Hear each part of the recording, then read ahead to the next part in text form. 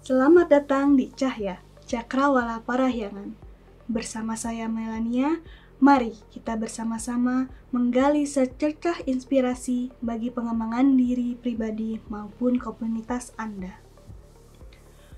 Para pemirsa, untuk mencapai visi Universitas Katolik Parahyangan, maka kegiatan dituangkan dalam bentuk aktivitas Tridharma Perguruan Tinggi, yaitu pembelajaran, penelitian, dan pengabdian kepada masyarakat.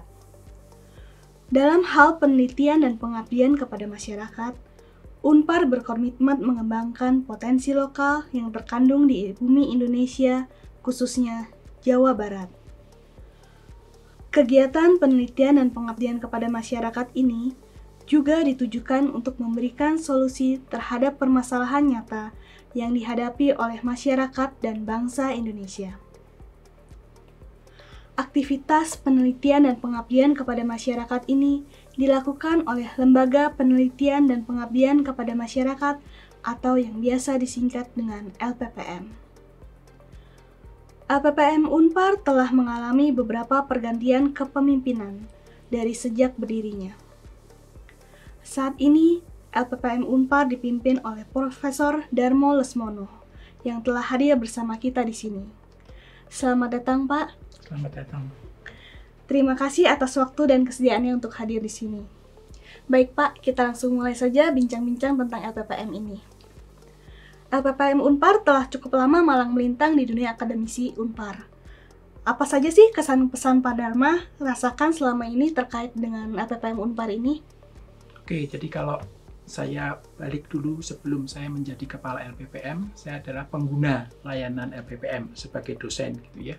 Kalau saya menilai LPPM itu merupakan salah satu unit di Unpar yang memiliki prosedur baku yang sudah dijalankan dengan sangat baik.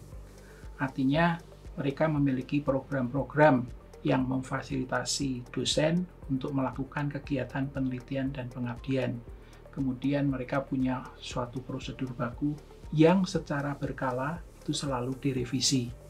Jadi artinya dosen ataupun sivitas akademika di Unpar kalau dia ingin mengetahui prosedur apa mengenai penelitian dan pengabdian pada masyarakat, dia bisa langsung ke web LPPM.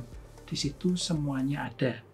Dan tentu saja LPPM juga didukung oleh sumber daya manusia yang menurut saya sangat baik dalam melaksanakan kegiatan penelitian dan pengabdian kepada masyarakat.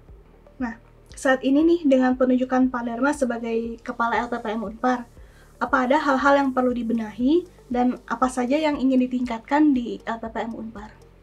Oke, terima kasih. Nah, kalau kita lihat hal-hal yang ingin dibenahi dan ditingkatkan, saya akan merujuk pada hasil peringkat kinerja Unpar di tahun 2020 sampai 2022, di mana Unpar termasuk di dalam klaster utama. Jadi dari kinerja penelitian Unpar 2020 sampai 2022, Unpar di klaster utama. Itu kalau menurut saya sedikit turun dari yang tahun-tahun sebelumnya. Di tahun sebelumnya Unpar berada di klaster mandiri. Nah, ada hal-hal yang perlu kita perbaiki. Mungkin yang pertama adalah mengenai publikasi. Jadi publikasi di jurnal internasional bereputasi, walaupun sekarang mungkin sudah dirasakan cukup banyak, tapi rasanya perlu untuk lebih ditingkatkan. Kemudian kita juga harus meningkatkan terutama di hak kekayaan intelektual, terutama untuk katakanlah untuk hak cipta, kemudian untuk yang desain industri, dan mungkin paten gitu ya. Dan yang ketiga, kita juga perlu katakanlah merevitalisasi jurnal-jurnal yang dikelola oleh Unpar.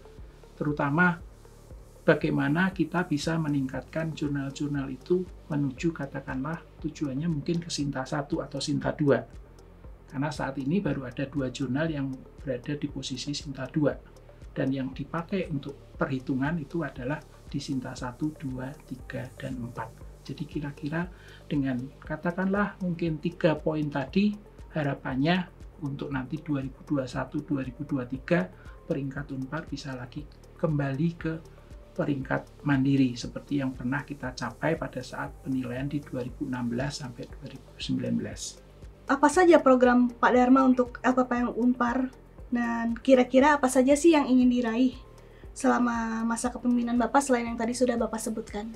Nah, terkait dengan katakanlah target kinerja, artinya saya akan mengacu pada Renstra Unpar 2023-2027. Di situ sebenarnya ada katakanlah 4 item yang menjadi katakanlah KPI dari LPPM, di mana LPPM itu sebagai PIC-nya. Jadi yang pertama itu adalah bagaimana kita memulai untuk pembentukan pusat unggulan IPTEX. Jadi, dan di tahun 2024 ini strateginya adalah kita melakukan revitalisasi pusat-pusat studi. Jadi dengan kita merevitalisasi pusat-pusat studi, terutama pusat-pusat studi yang multidisiplin, yang saat ini ada 8, yang katakanlah itu juga berada di bawah pengelolaan LPPM, kita bisa harapannya di tahun 2027 minimal ada 1 pusat unggulan IPTEX. Dan tentunya maunya adalah di pusat studi itu selain mungkin kita bisa menghasilkan paper, kita menghasilkan produk, kita juga bisa bagaimana mengakses hibah, kita punya publikasi juga. Dan itu sebenarnya dari publikasi, akses hibah, itu sebenarnya terkait dengan 3 KPI yang lain. Nah, kita nih Unpar Press sebagai penerbit ya Pak, kira-kira apa saja sih kerjasama yang bisa kita lakukan nih Pak dengan LPPM Unpar? Oke, yang pertama mungkin yang selama ini sudah dilakukan oleh Unpar Press, yaitu membantu untuk penerbitan buku. Ya, mungkin ya bisa jadi dari regulasinya mungkin bisa lebih dipermudah lah untuk para dosen. Dan harapannya moga-moga dosen Unpar itu kalau dia menerbitkan buku di Unpar Press, jadi jangan ke penerbit yang lain. Itu yang pertama. Kemudian yang kedua, dengan acara-acara podcast seperti ini sebenarnya kalau dari sisi LPPM mungkin untuk yang lain kali jangan ke kepala LPPM-nya, tapi juga ke katakanlah pusat-pusat studi yang tadi multidisiplin tadi, sehingga mereka bisa katakanlah memberikan penjelasan kira-kira apa yang mau dicapai dalam 2-3 tahun ke depan, roadmap penelitiannya, roadmap pengabdiannya itu seperti apa. Dan itu bisa dilakukan katakanlah sekarang ini kita menyongsong 70 tahun untuk DS Unpar tahun depan, moga-moga di tahun 2024 itu mulai digalakkan katakanlah podcast-podcast untuk katakanlah menggali potensi-potensi yang ada di Unpar. Ya kalau dalam hal kasus LPPM ya artinya saya mengharapkan nanti pusat-pusat studi itu bisa mulai untuk katakanlah memaparkan katakanlah program-programnya seperti apa. Apakah ada pesan-pesan yang ingin disampaikan kepada Civitas Akademika untuk lebih memajukan penelitian dan pengabdian di lingkungan Unpar, Pak? Ya, saat ini LPPM sedang menyusun rencana induk penelitian dan rencana induk pengabdian masyarakat yang baru. Nah, di dalam rencana induk penelitian ini harapannya adalah kita tidak lagi berfokus pada katakanlah publikasi, walaupun publikasi itu penting gitu ya, tapi kalau saya kaitkan tadi dengan pusat unggulan IPTEX, artinya harapannya dengan rencana induk penelitian dan rencana induk pengabdian masyarakat yang akan kami kerjakan saat ini, itu bisa katakanlah menghasilkan sesuatu yang lebih selain hanya publikasi saja. Dan kami berharap juga dalam penyusunan itu akan melibatkan pusat-pusat studi dan mungkin melibatkan dosen-dosen dengan keahlian-keahlian tertentu untuk mendukung tercapainya nanti target-target dari LPPM di tahun 2027. Oke, jadi tentunya kita berharap ya Pak, agar Unpar bisa dari klaster utama berubah lagi menjadi klaster mandiri. Mungkin ada kata-kata penutup dari Pak Dharma? Ya, karena saya di sini sebagai kepala LPPM dan kita tahu LPPM itu hanyalah sebagai fasilitator untuk kegiatan penelitian dan pengabdian masyarakat bagi para dosen Unpar. Tentunya untuk bisa mencapai harapan kita kembali lagi ke klaster mandiri, tentunya perlu partisipasi dari para dosen.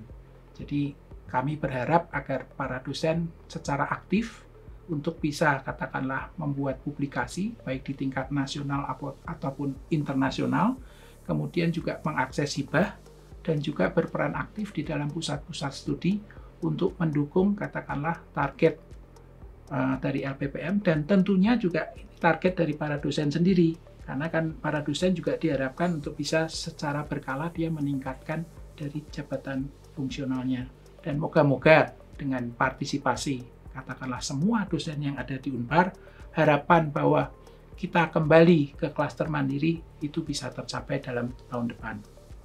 Kami ucapkan terima kasih kepada Pak Dharma atas waktu yang telah diberikan untuk menjelaskan lebih jauh tentang LPPM Unpar ini.